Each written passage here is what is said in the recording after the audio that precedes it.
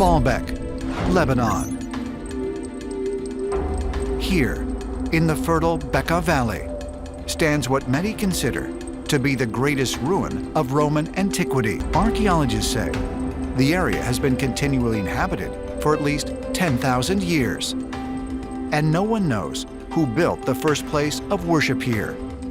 Beneath the towering ruins of Baalbek lies a foundation so massive it defies the ancient world's rulebook. 3 800-ton stones, set with impossible precision, anchor the great temple of Jupiter. How were they moved? Who had the capability to place them with such accuracy? In 2023, AI-powered LiDAR scans probed beneath the temple floors, and what they revealed were deeper construction layers that don't match Roman engineering at all. So why did Rome never record building this foundation? And if Rome built the monument above, who built what's underneath? Baalbek's 1,650-ton mystery. Baalbek sits in the Bekaa Valley of eastern Lebanon, roughly 85 kilometers northeast of Beirut. It's a wide, fertile plain cradled between the Lebanon and anti-Lebanon mountain ranges, one of the oldest continuously inhabited corridors on Earth. Trade routes have crossed this valley for millennia. Armies have marched through it. Empires have planted their flags in its soil. And at the heart of it all, on a raised tell overlooking the flatlands, sits one of the most baffling architectural complexes ever constructed. The Romans called it Heliopolis, City of the Sun. They built a sprawling temple complex here dedicated to Jupiter, Bacchus, and Venus, beginning in the 1st century BC. The Temple of Jupiter alone, the colossal temple of Jupiter. But the imposing remains that tower over the site today was one of the largest religious structures in the entire Roman Empire. Its columns stood over 20 meters tall. Its courtyard could hold thousands. It was, by every measure, an engineering triumph. But it wasn't built from scratch. Underneath the Roman temple sits an older platform, a podium of colossal stone blocks that the Romans built on top of. And within that platform are the 3 stones that change everything. The Trilithon, 3 limestone megaliths, each measuring roughly 19 meters long, 4.3 meters high, and 3.6 meters deep. Each one weighs somewhere between 750 and 800 metric tons. They sit about 7 meters above ground level, perfectly fitted into a retaining wall with joints so tight that you can barely slide a piece of paper between them. Let's put that weight into perspective. The heaviest stones in the Great Pyramid of Giza weigh about 80 tons. The largest stones at Stonehenge come in around 25 tons. The largest mobile crane in the world today, the Liebherr LTM 11200, can lift about 1,200 tons under ideal conditions, but only at very short distances and with extensive ground preparation. Moving an 800-ton stone horizontally across rough terrain for nearly a kilometer, that's a different problem entirely. And then, in 2014, a German-Lebanese archaeological team excavating the ancient quarry near Baalbek uncovered something even larger. A 4th monolith, still partially buried in bedrock, still attached at its base, clearly abandoned mid-extraction. Measurements revealed it weighed approximately 1,650 tons. And the one that we're walking on now is estimated at 1,600 tons. That's heavier than 2 fully loaded Boeing 747s. It is, as of today, the single largest worked stone block ever, discovered anywhere on this planet. Someone cut this stone. Someone intended to move it. And then, for reasons we don't fully understand, someone stopped. The standard academic position is that the Trilithon stones were part of a Roman-era construction project, that Roman engineers, using ramps, rollers, capstans, and massive labor forces, moved and placed these blocks. And that's possible. Roman engineering was extraordinary. But there's a persistent problem with that explanation. The Romans were meticulous record keepers. They documented their great engineering feats with pride. Inscriptions, dedications, construction logs. And yet, For the single most impressive feat of stone moving in the ancient world, silence. No inscription at Baalbek credits the trilithon to any emperor, any general, any architect.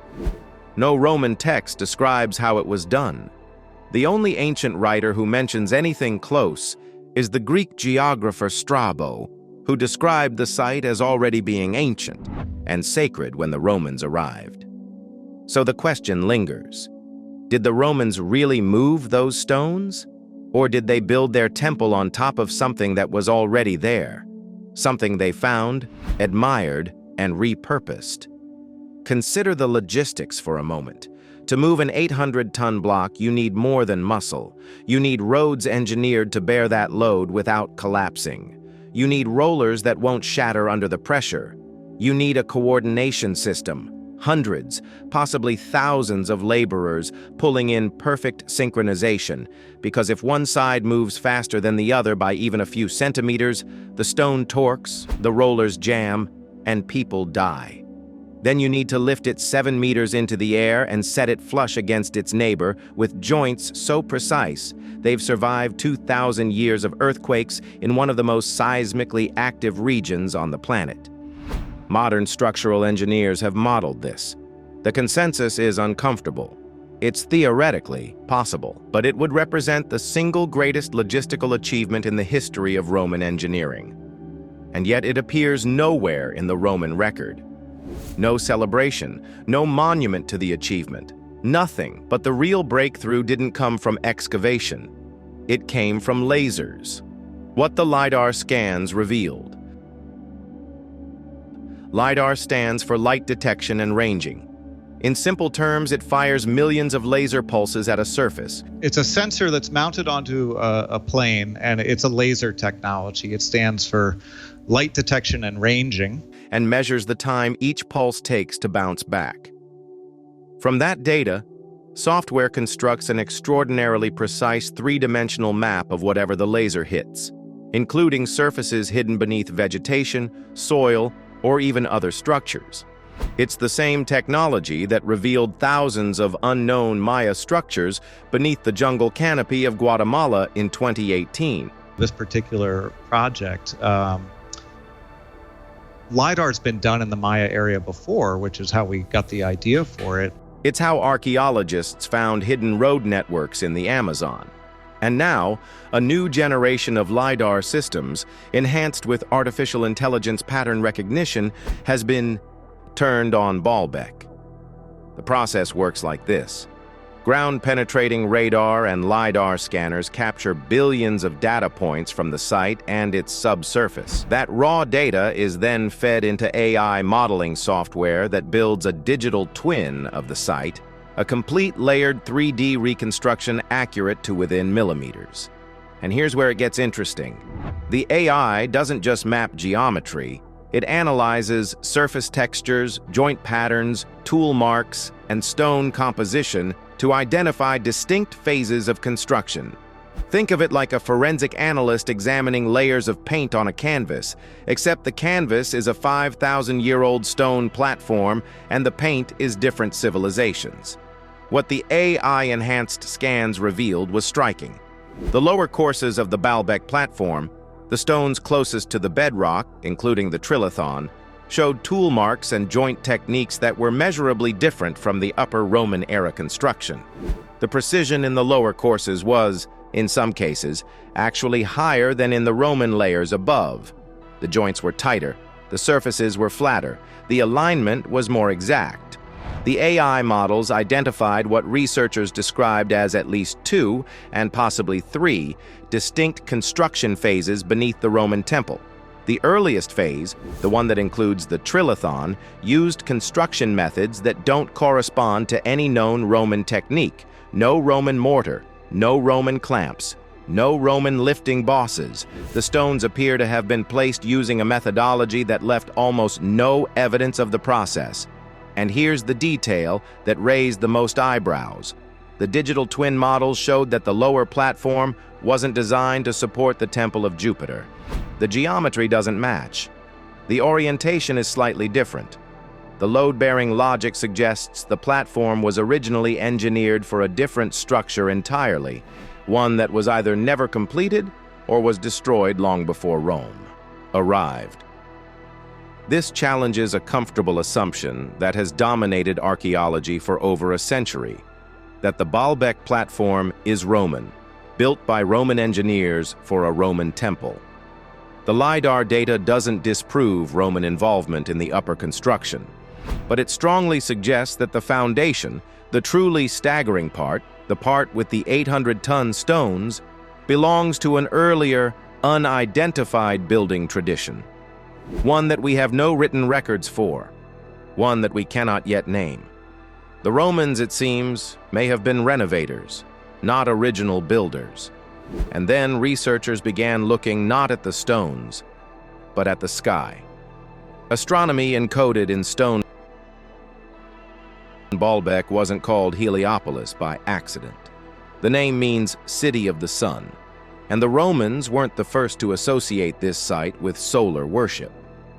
Long before Jupiter was invoked here, the Phoenicians worshipped Baal, a deity closely tied to the sun, to agricultural cycles, and to the movement of celestial bodies across the sky.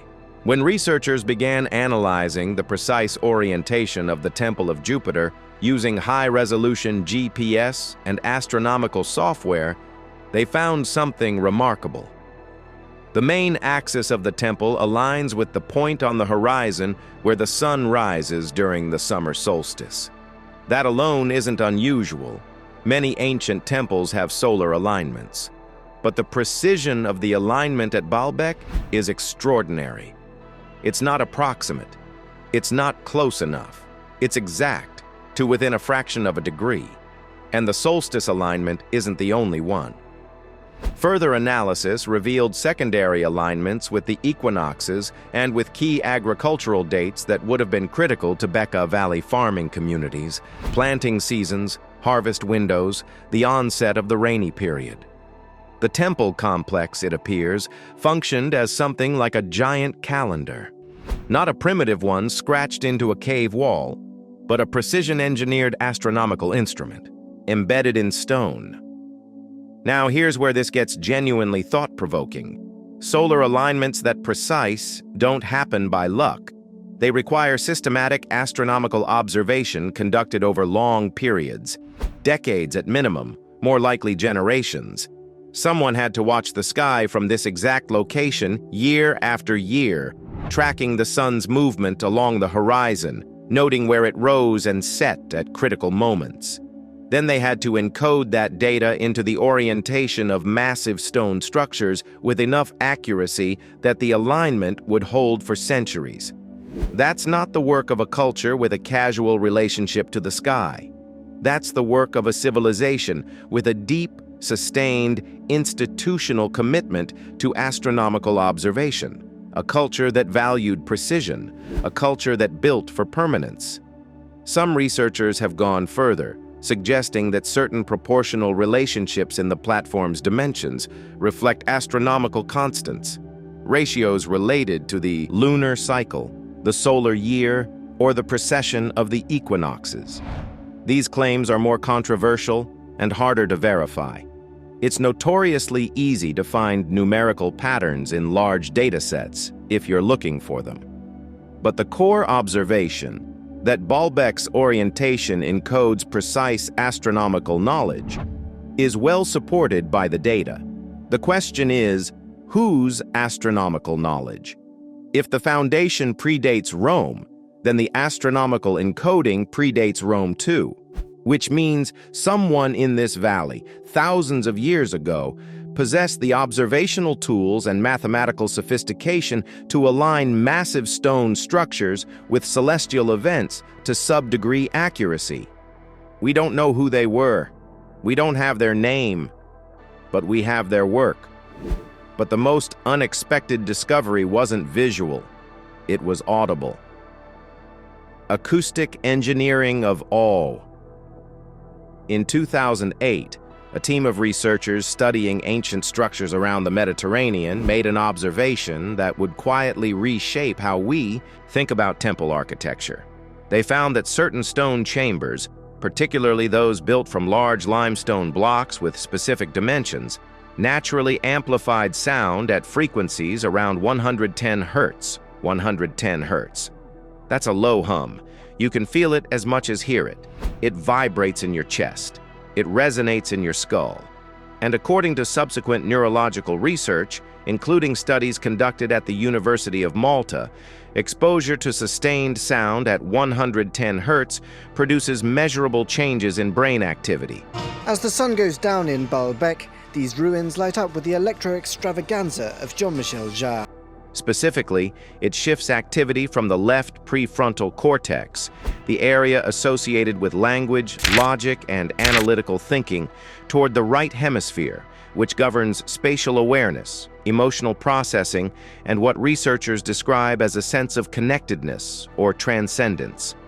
In other words, standing in a stone chamber tuned to 110 hertz can make you feel something deep, something that bypasses your rational mind and speaks directly to your emotional core. Now, preliminary acoustic analysis of spaces within the Baalbek complex has revealed resonance properties consistent with this phenomenon.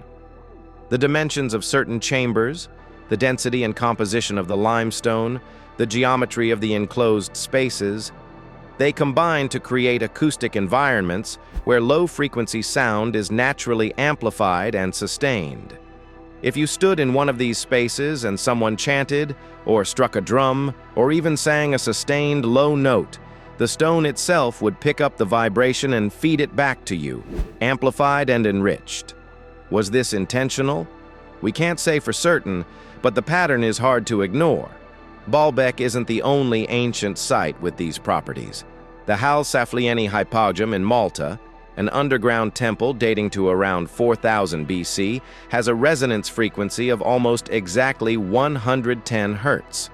Newgrange in Ireland, built around 3200 BC, exhibits similar acoustic characteristics. So do certain chambers in the pyramids of Giza. As imposing as it is in terms of size, the Great Pyramid is as impressive in terms of secrets. What's emerging from this research is a provocative possibility. These ancient builders may not just have been engineers of stone, they may have been engineers of experience. They understood, perhaps through centuries of empirical observation, perhaps through intuitive experimentation, that certain spatial dimensions, certain stone types, certain geometries could alter how people felt inside a structure.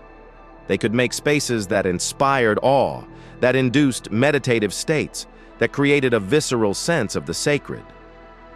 This isn't about manipulation. It's about architecture as technology, psychological technology. The temple wasn't just a building where rituals happened. The temple was itself part of the ritual. The stones weren't just structural, they were functional instruments designed to create a specific human experience. If that's true, then whoever designed the original platform at Baalbek wasn't just moving big rocks. They were working with an integrated understanding of mass, geometry, astronomy, and acoustics, a knowledge system far more sophisticated than we typically attribute to pre-classical civilizations. And consider this. We only discovered the 110 hertz phenomenon in 2008. We've only been studying archaeoacoustics, the science of sound in ancient spaces, for a few decades. How many other ancient sites have acoustic properties we haven't even thought to test for? How many temples, tombs, and chambers around the world are sitting there, vibrating at frequencies that could tell us something about the people who built them? If only we had the ears to listen. The builders of these spaces may have understood something about the relationship between sound, stone, and the human nervous system that we are only now rediscovering with fMRI machines and frequency analyzers. They didn't have our vocabulary, but they had the knowledge, and they built it into the walls.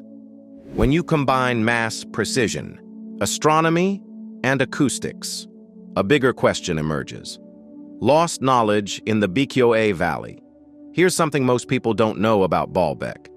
The site has been occupied, continuously or intermittently, for at least 9,000 years. Archaeological excavations beneath the Roman and Phoenician layers have revealed settlement evidence dating back to approximately 7000 BC. That's the pre-pottery Neolithic period.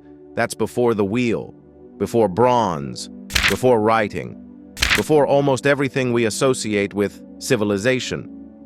The earliest inhabitants of this site left behind tools, dwellings, and traces of organized community life. They chose this location for a reason: the Bkaa Valley's fertility, its water sources, its strategic position along natural travel routes. And at some point, over the ensuing millennia, someone at this site began building with megaliths. The traditional timeline says the megalithic construction belongs to the Roman period, perhaps the 1st century BC, perhaps earlier under Hellenistic influence. But the LiDAR data complicates this. If the lower platform represents a distinct pre-Roman construction phase, and the tool marks and joint analysis suggest it does, then we're looking at a gap.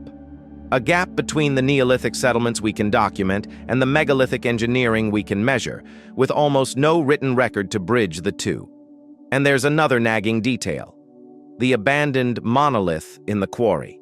The 1,650-ton stone that was cut but never moved. What happened? What stopped the work? This is where archaeology becomes genuinely haunting. That stone was partially extracted. Enormous effort went into cutting it from the bedrock. The quarry marks show confident, systematic work. This wasn't a failed experiment. This was a project in full operation that stopped. Something interrupted the builders. Not a small interruption. Whatever happened, they never came back. Was it war? The Beka Valley has been fought, over for millennia. A conquering army could have destroyed the labor force or displaced the civilization responsible. Was it social collapse? Complex engineering projects require stable, organized societies. Political upheaval, famine, epidemic disease, any of these could shatter the social infrastructure needed to coordinate a project of this scale. Was it something we haven't even considered? A natural disaster? A shift in climate that dried up the resources needed to sustain the workforce? Or, and this is the possibility that haunts the edges of the archaeological conversation, was it a loss of knowledge? Not a physical catastrophe, but a break in the chain of transmission. The master builders died, or were displaced, or were absorbed into a different culture, and the specific engineering knowledge needed to complete the project died with them. The next generation knew the stones were important. They knew the site was sacred, but they no longer knew how to finish what had been started. This pattern, massive, precise construction followed by cruder work built on top of it, appears at sites around the world. At Pumapunku in Bolivia, precision-cut stone blocks sit alongside rough Inca-era construction. At Sacsayhuaman in Peru, megalithic walls with earthquake-proof joints are topped by simpler colonial-era masonry. At Göbekli Tepe in Turkey, the oldest monumental structures ever found were deliberately buried. The site of Göbekli Tepe is a series of circular enclosures, but then in the center of each enclosure you have two particularly big T-shaped pillars of limestone. As if the people who inherited them no longer understood their purpose. Baalbek fits this pattern, a foundation of staggering precision and scale, topped by Roman construction that is impressive by any standard, but measurably less precise than what lies beneath it. A quarry monolith abandoned mid-extraction, a gap in the record that no text, no inscription, no chronicle fills. What if Baalbek isn't an anomaly? What if it's evidence of something we're only beginning to understand? That human civilization is older, more complex, and more layered than our current models account for? Not ancient aliens, not lost continents, but lost chapters. Periods of sophisticated human achievement that thrived, declined, and were built over by later cultures who inherited the stones, but not the knowledge. The mystery of Baalbek isn't about who built it. Not really. It's about what we've forgotten. And it's about whether we have the intellectual honesty to let the evidence lead us, even when it leads somewhere uncomfortable. Because there's something deeply unsettling about standing next to an 800-ton stone that was placed with greater precision than most modern construction projects achieve, and having no idea how it got there. Not because the answer is impossible, but because the answer requires us to accept that someone, somewhere, thousands of years ago, knew things we don't, solved problems we haven't, built things we struggle to replicate. And then that knowledge disappeared so completely that we're only now, with artificial intelligence and laser scanning, beginning to detect its fingerprints. That's not a conspiracy, that's a tragedy. And it should make us wonder, in a civilization as interconnected and documented as ours, what knowledge are we taking for granted right now that could vanish in a generation? In 2023, in a quiet room lit only by the glow of LiDAR screens, the ancient stones of Baalbek began to speak in a new language: data. Layer by digital layer, the model peeled back the floors of the Temple of Jupiter, revealing something neither alien nor mystical, but perhaps more unsettling. Proof that human knowledge can rise to astonishing heights, and then disappear. Not destroyed, not erased, simply lost to time. What if the greatest mystery isn't who built these foundations, but how much of our own story we've forgotten? If Baalbek is only one chapter buried beneath another, how many more lie hidden under the monuments we think we understand? Technology is finally catching up to the past. The question is no longer whether the answers exist. It's whether we're ready for what they might reveal.